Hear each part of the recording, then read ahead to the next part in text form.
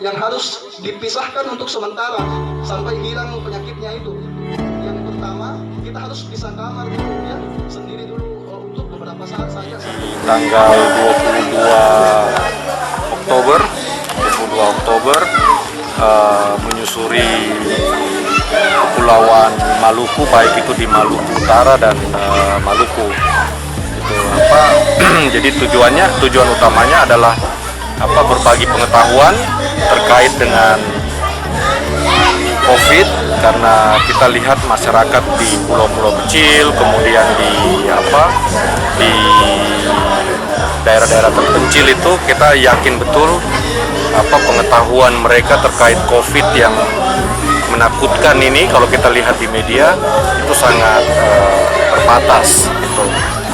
Nah, yang kedua juga kita ingin mendorong masyarakat juga bagaimana ketahanan mereka terkait dengan COVID ini, terutama dalam konteks ketahanan pangan, sehingga masyarakat juga bisa belajar dari situasi ini sehingga ketika situasi seperti ini berulang lagi masyarakat punya kesiapan yang cukup gitu. Selain itu juga kita ingin mendokumentasikan juga praktek-praktek terbaik pengelolaan sumber daya alam yang ada di masyarakat, sehingga itu bisa menjadi pembelajaran bersama untuk masyarakat di Indonesia Timur ya, khususnya di Maluku. Yang di Haruku kita bawa sedikit ada bibit ya, bibit tanaman, karena konteksnya adalah ketahanan pangan pada saat pandemi. Jadi bibit tanaman yang ringan saja, yang light ya, sayuran dan lain sebagainya. Mungkin masyarakat juga sudah punya di sini, ya itu untuk menambah stok mereka untuk bercocok tanam. Kemudian ada sedikit juga alat sarana produksi pertanian ya, kecil itu. Kemudian kita juga terkait yang kesehatan, kita juga bawa APD, total sudah 1.500 APD yang kita distribusikan ke kampung-kampung. Kita juga bawa alat rapid test yang bisa digunakan oleh petugas kesehatan di kampung-kampung, termasuk di Haruku, masker medis, kemudian juga face shield. Jadi itu bisa digunakan oleh petugas kesehatan di pulau-pulau atau di kampung seperti Haruku, karena kenyataannya kita lihat di banyak kampung yang kita kunjungi itu alat pendukung kesehatan seperti itu yang dibutuhkan pada saat pandemi seperti saat ini itu hampir tidak ada. Bahkan kita menemukan misalnya di perjalanan sebelumnya ya, misalnya petugas kesehatan tidak tahu bagaimana menggunakan alat rapid test gitu. Jadi sementara kita tahu sendiri secara nasional, saya tidak tahu di Maluku secara nasional dana COVID kita dengar besar sekali, ya kan? Terus masyarakat yang di kampung-kampung bagaimana gitu. Jadi itu yang kita juga ingin mendorong, bagaimana meningkatkan kesiapan dan kesigapan kita dalam artian ya sebagai warga negara dan juga sebagai petugas pemerintah juga untuk bisa sigap untuk dalam situasi-situasi sulit seperti ini gitu. Dampak lain dari COVID ya seperti tadi yang saya bilang, misalnya dampak ekonomi. Kami pergi ke Pulau Makian misalnya di Maluku Utara ya, mudah-mudahan tidak terjadi di Maluku. Sudah hampir 8 bulan masyarakat tidak bisa jual kenari karena tidak ada kapal yang masuk untuk ambil kenari, dan masyarakat juga tidak berani untuk pergi ke Ternate, dan tidak ada solusi gitu, tidak ada solusi. Mudah-mudahan situasi lebih baik di Provinsi Maluku. Bang, kalau dari Ekonusa punya fokus yang sangat kuat di Indonesia Timur, terutama Maluku, Maluku Utara, dan Tanah Papua.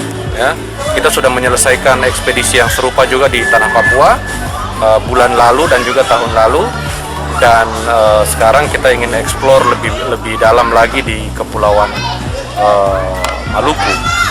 Kenapa Maluku? Karena kalau fokus Ekonusa sendiri sebagai organisasi lingkungan, sosial dan lingkungan, kalau kita gabungkan antara hutan-hutan yang masih tersisa di Indonesia Timur, terutama di Maluku dan Papua, itu merepresentasikan hampir 50% hutan Indonesia. Jadi itu merupakan benteng terakhir hutan tropis kita di Indonesia. dan Kepulauan Maluku merepresentasikan hutan-hutan terbaik yang ada di pulau-pulau kecil gitu. Yang kedua tentu juga sumber daya laut kita yang sangat melimpah. Kita punya kekayaan sumber daya hayati yang sangat tinggi, dan itu kita mau mendorong bagaimana masyarakat bisa memanfaatkan itu secara berkelanjutan untuk kelestarian dan kelangsungan hidup masyarakat. Sudah berapa pulau yang disinggahi dari mulai start awal ekspedisi ini? Kalau ekspedisi Maluku sendiri itu di Maluku Utara kemarin itu kita sekitar 12 titik ya.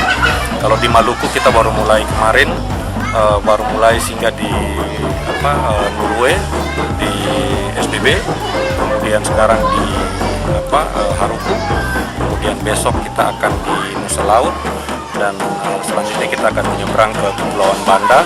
Di sana ada 4 pulau besar, 4 pulau yang akan kita singgahi. Ya, apa saja yang didatangkan ke Maluku? Kalau kemarin di Ternate, kemudian untuk menanam pagi lagi, kalau di Maluku apa, Pak? Kalau di Maluku, apa yang ada di masyarakat itu yang kita mau dorong. Kita tidak ingin membawa hal yang baru ya. Jadi misalnya kemarin kita di Nurwe misalnya, di sana kalau kita bicara komoditi masyarakat ya, ada kopra, ada cengkeh, ada damar, ada pala, ada rumput laut yang saat ini sedang kena penyakit gitu. Jadi masyarakat mereka mengatakan gagal panen, tetap dipanen tapi gagal. Jadi harga yang rendah semua, dan itu yang kita ingin komunikasikan, bukan Ekonusa, tapi kita juga membawa teman-teman media juga di kapal. Jadi interpretasi yang muncul adalah bukan interpretasi Ekonusa, tapi interpretasi media yang berbicara dengan masyarakat. Tindak lanjutnya pemerintah harus tindak lanjut ya, itu adalah tanggung jawab pemerintah. Jadi pemerintah harus bertanggung, termasuk saya, termasuk Anda adalah bagian dari warga negara yang pemerintah, baik itu pemerintah pusat dan daerah, harus bertanggung jawab kepada kita.